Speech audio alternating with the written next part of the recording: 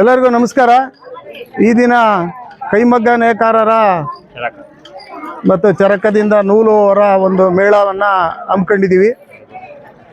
ಈ ದಿನ ಬರಗೂರಲ್ಲಿ ಏನು ಇನ್ನರ್ ವೀಲ್ ಕ್ಲಬ್ ಬೆಂಗಳೂರು ಮತ್ತು ತಾಲೂಕು ಕೈಮಗ್ಗ ನೇಕಾರರ ಸಂಘ ಸಹಯೋಗದೊಂದಿಗೆ ಈ ಕಾರ್ಯಕ್ರಮ ಪೂರ್ವಭಾವಿ ಸಭೆ. ಇದು ಪೂರ್ವಭಾವಿಯಾಗಿ ಅವರು ಬೆಂಗಳೂರು ಕ್ಲಬ್ನಿಂದ ಬರ್ತಕ್ಕಂಥವ್ರಿಗೆ ಈ ನೇಕಾರಿಕೆ ಬಗ್ಗೆ ಮನವರಿಕೆ ಮಾಡಿಕೊಡೋದಕ್ಕೆ, ಏನು ಇವತ್ತಿನ ದಿವಸದಲ್ಲಿ ಕೈಗಾರಿಕೆ ಗುಡಿ ಕೈಗಾರಿಕೆ ಆಗಿದ್ದಂಥ ಒಂದು ನೂಲು ಅವರ ಸಂಕಷ್ಟ ನಶಿಸಿ ಹೋಗ್ತಾ ಇದೆ.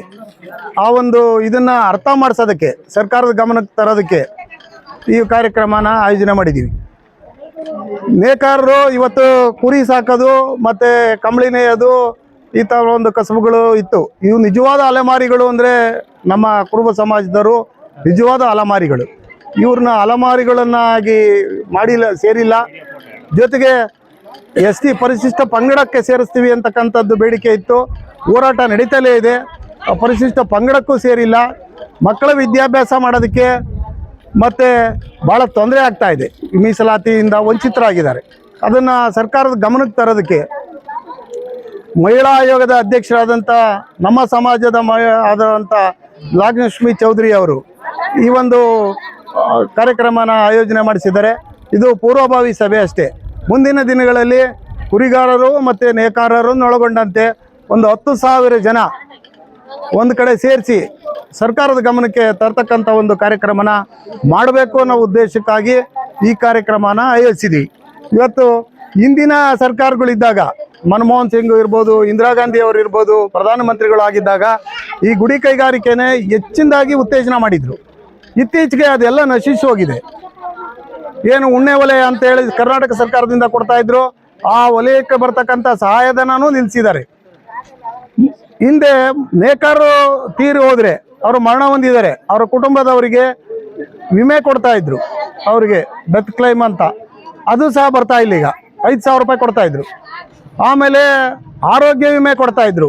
ನೇಕಾರ ಕುಟುಂಬದವ್ರಿಗೆ ಏನಾದರೂ ಸಂಕಷ್ಟ ಆದರೆ, ಈ ಒಂದು ಕಸಬು ಮಾಡಬೇಕಾದ್ರೆ TB ಬರುತ್ತೆ, ಕ್ಯಾನ್ಸರ್ ಬರುತ್ತೆ, ಅವರಿಗೆ 5,000 ರಿಂದ 10,000 ರೂಪಾಯಿವರೆಗೂ ವಿಮೆ ಕೊಡ್ತಾಯಿದ್ರು, ಆರೋಗ್ಯ ವಿಮೆ ಅಂತ.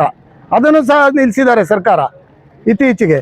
ಇವರು ನೇಕಾರ ಕಷ್ಟನ ಕೇಳೋದೇ ಇಲ್ಲ ಆಗಿರೋದ್ರಿಂದ ಸರ್ಕಾರದ ಗಮನಕ್ಕೆ ತರಬೇಕು, ಮುಖ್ಯಮಂತ್ರಿ ಆದ ಸಿದ್ದರಾಮಯ್ಯನವ್ರ ಗಮನಕ್ಕೆ ತರಬೇಕು. ನೇಕಾರರ ಇದೇನು ಸಂಕಷ್ಟ ಇದೆ ಅಂತ ಅನ್ನೋದಕ್ಕೋಸ್ಕರ ಈ ಕಾರ್ಯಕ್ರಮನ ಆಯೋಜನೆ ಮಾಡಿದ್ದೀವಿ.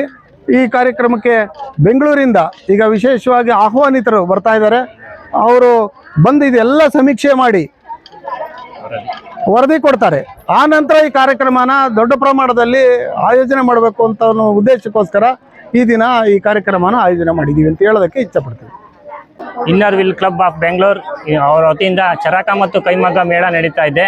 ಇಲ್ಲಿ ಚರಕ ಮತ್ತು ಮೇಳ ನಡೀತಾ ಇದೆ. ಇದನ್ನು ಹಿಂದೆ ನಶಿಸಿ ಹೋಗಿತ್ತು. ಇದನ್ನು ಪುನರ್ ನಿರ್ಮಾಣ ಮಾಡಿ ಮಾನ್ಯ ಮುಖ್ಯಮಂತ್ರಿಗಳ ಸಿದ್ದರಾಮಯ್ಯ ಅವರಿಗೂ ಹಾಗೂ ಇಲ್ಲಿನ ಕ್ಷೇತ್ರ ಶಾಸಕರಾದ ಜಯಚಂದ್ರ ಸಾಹೇಬರು ಹಾಗೂ ನಮ್ಮ ನಟರಾಜಣ್ಣನವರ ಜೊತೆ ಚರ್ಚಿಸಿ, ರಾಜ್ಯ ಮಹಿಳಾ ಆಯೋಗದ ಅಧ್ಯಕ್ಷರಾದ ನಾಗಲಕ್ಷ್ಮಿ ಅಕ್ಕ ಅವ್ರ ಜೊತೆ ಚರ್ಚಿಸಿ, ಇತ್ತೀಚೆಗೆ ನಾಗಲಕ್ಷ್ಮಿ ಅಕ್ಕ ಅವರು ಶಿರಾಗೆ ಭೇಟಿ ನೀಡಿದಾಗ ಇದರ ಬಗ್ಗೆ ಮಾಹಿತಿ ಪಡೆದುಕೊಂಡು ಸಂಬಂಧಿಸಿದ ಅಧಿಕಾರಿಗಳ ಜೊತೆ ಚರ್ಚಿಸಿ ಇಂದು Inner Wheel Club of Bengaluru ಅವರ ಜೊತೆ ಇಲ್ಲಿ ಸ್ಥಳ ವೀಕ್ಷಣೆ ಮಾಡಲು ಬರುತ್ತಿದ್ದಾರೆ.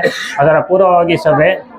ಇದರಿಂದ ಇಲ್ಲಿನ ನಶಿಸಿ ಹೋದಂತಹ ಚರಕ ಮತ್ತು ರಾಟೆ ನೇಕಾರರಿಗೆ ಒಂದು ಆಧುನಿಕ ಏನು ಅಂದರೆ ಇದೊಂಥರ ಅದು ನಶಿಸಿ ಹೋಗಿದ್ದನ್ನ ಪುನರ್ ನಿರ್ಮಾಣ ಅಂತ ಹೇಳ್ಬೋದು.